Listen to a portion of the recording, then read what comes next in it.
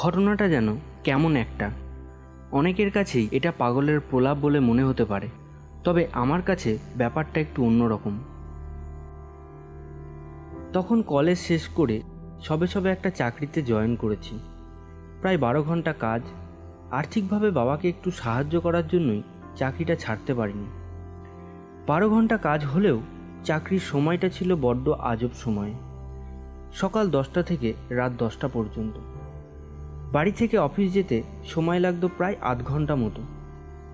তাই সব মিলিয়ে প্রায় 13 ঘন্টা মতো ব্যস্ত থাকতাম সারাদিন। খাটুনি বলতে তেমন কিছু নেই, শুধু অতক্ষণ ওখানে থাকতে হতো, এই যা। ফিরতে ফিরতে অনেকটা রাত হয়ে যেত। যদিও গরমকালে রাত 10টা মানে তেমন কিছুই না, কিন্তু সমস্যা হতো শীতকালে। যেমন ঠান্ডা হাওয়া, তেমনই ফাঁকা রাস্তা। যদিও আমার ভূত প্রেতের ভয় নেই, তবুও এত ফাঁকা রাস্তায় চোর ডাকাতের ভয় তো হবেই। তাও বেশ অভ্যাস হয়ে গেছিল। প্রায় মাসখানেক অফিসে কাজ করার পর একদিন রাতে বাড়ি ফিরছি। ঠিক ওই রকমই একটা শীতের রাত। বাড়ি আসার পথে একটা বড় রাস্তা পড়ে।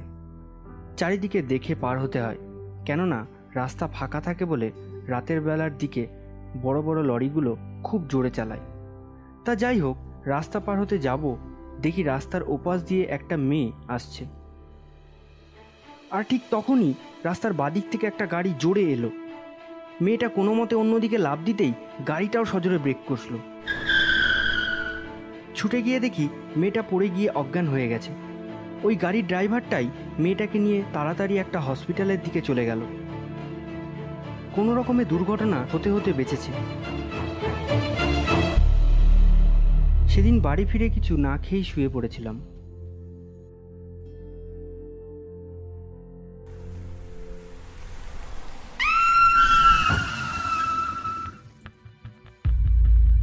ঘুমটা হঠাৎ ভেঙে গেল। হয়তো রাতের অ্যাক্সিডেন্টের কথা মাথায় ঘুরছে বলেই এরকম একটা স্বপ্ন।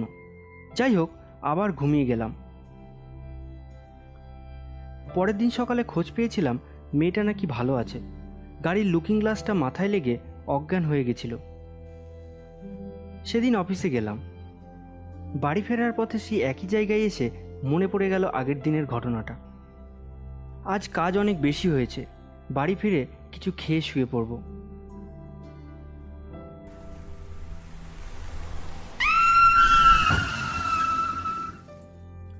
ধরপড় করে ঘুম ভেঙে গেল। আজও কেন এই একই স্বপ্ন? সেদিন থেকে শুরু হলো সেই ঘটনা। প্রতিদিন নিয়ম করে রাতে ওই স্বপ্ন দেখা শুরু। বুঝতে পারছিলাম না কিছু। বাবাকে বলেছিলাম ব্যাপারটা। বলল, স্বপ্ন? ওটা নিয়ে তো ভাবার কি আছে? যদিও বাবা বলেছিল ওটা নিয়ে ভাবার কি আছে, তবুও আমায় ব্যাপারটা ভাবিয়ে তুলেছিল। ঠিক কখন স্বপ্নটা দেখি সেটা জানার একটা উপায় বার করি। প্রতিদিন এক এক রকম সময়ে ঘুমোতে থাকলাম। দেখলাম রাত 1টার পর ঘুমালে স্বপ্নটা আর আসে না। আর সেই গবেষণা অনুযায়ী চেষ্টা করতাম ওই সময়ের পর ঘুমানোর। কিন্তু যদি আগে ঘুমিয়ে পড়তাম তাহলেই ওই স্বপ্নটা আসতো। আস্তে আস্তে ব্যাপারটা অভ্যাসে পরিণত হয়ে গেলেও নিজেকে কেমন উন্মাদ মনে হতো। আমি কি পাগল হয়ে যাচ্ছি? আমার সাথেই কেন এরকম হচ্ছে? এরকমভাবে চলে বেশ কিছুদিন। তারপর একদিন একটা বন্ধুর বিয়ের নেমন্তন্ন আসে। ডিউটি যেতেই হবে। তাও খুব জোরাজুরির পর ঠিক হলো আমি ডিউটি করে ওদের বাড়ি থেকে খেয়ে ফিরব। সেদিন খেয়ে ওদের বাড়ি থেকে বেরোতে বেরোতে প্রায় 12টা বেজে গেল। যাক, আজ স্বপ্নের হাত থেকে বাঁচা যাবে, কারণ বাড়ি যেতে যেতে প্রায় 1টা বেজে যাবে। এই ভাবতে ভাবতে আসছি, হঠাৎ খুব তীব্র আলো চোখে পড়ল। সব অন্ধকার। যখন জ্ঞান ফিরল তখন জানতে পারলাম একটা গাড়ি হঠাৎ সামনে এসে পড়ায় সরতে গিয়ে গাড়ির লুকিং গ্লাসটা আমার মাথায় লেগে অজ্ঞান হয়ে গেছিলাম। তারপর লোকটা আমাকে নিজের গাড়িতে করেই হসপিটালে নিয়ে আসে।